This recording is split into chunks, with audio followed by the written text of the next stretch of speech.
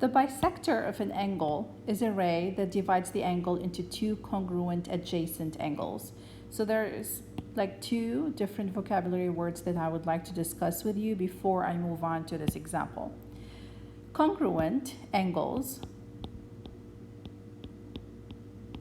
and usually the symbol for that is an equal sign with a wavy symbol on the top. Congruent angles are angles that have the same measure.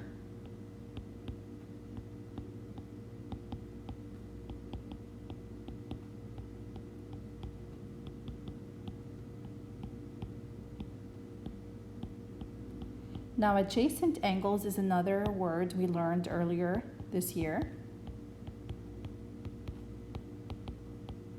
Adjacent angles are angles that are next to each other.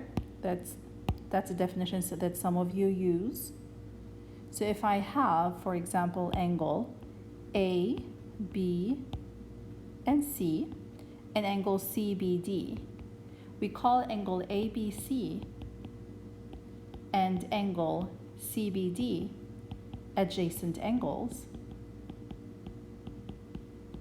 because they have a common vertex and a common ray, which is BC in this case. So common vertex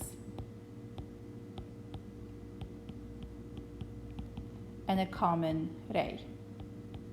Adjacent angles don't have to be congruent. They're just next to each other and they share a vertex and they share a ray.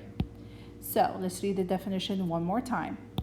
The bisector of an angle is a ray, so for example ray BD, that divides the angle into two congruent adjacent angles. So ray BD is the angle bisector. So BD, ray BD, is the angle bisector.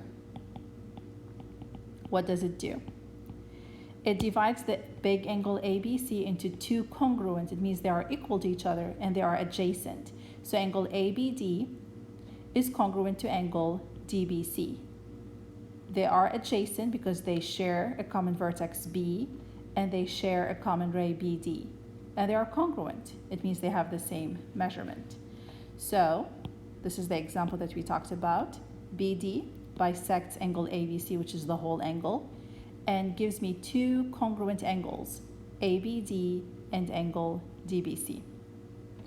So let's move on to number 6. AH bisects MAT. So you see how the vertex is what the angle bisector is going to start with. So let's sketch angle MAT. So MAT. And AH bisect. So I'm going to sketch AH in a way where it bisects angle MAT. So I'm going to use the marks to show that these two angles are equal to each other. So angle MAH and angle HAT are congruent angles. Now let's determine the missing measurement. So if angle MAT, which is the whole thing, is equal to 70 degrees, so what do you think the measurement of angle MAH will be? Now remember, 70 is going to be divided in half between them because they're congruent angles. So this must be 35 and this must be 35.